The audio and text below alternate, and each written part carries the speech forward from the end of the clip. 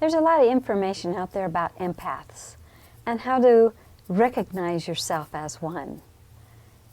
How to recognize that as an empath and a highly sensitive person, you're taking in more energies from around you, more completely, more deeply. And so it takes time to process those, and it's easy to become overwhelmed when you're in a noisy place with a lot of people and a lot of lights and sounds. You can only take just this much of it before you have to clear out. And it's often a very misunderstood a capacity that you have, or a talent that you have. And people will say, what's wrong with you? Why can't you go out and have fun like I do? Why are you tired? Why are you this or why are you that? And so as an empath, you begin to say, oh, there's something wrong with me.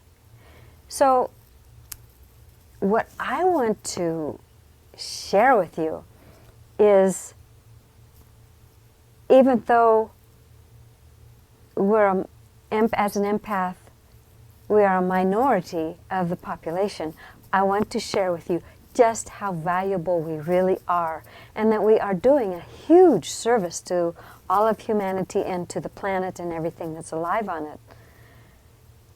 And it hasn't been recognized, and this is what I want to share with you today, is how important it is as an empath to be able to value our gifts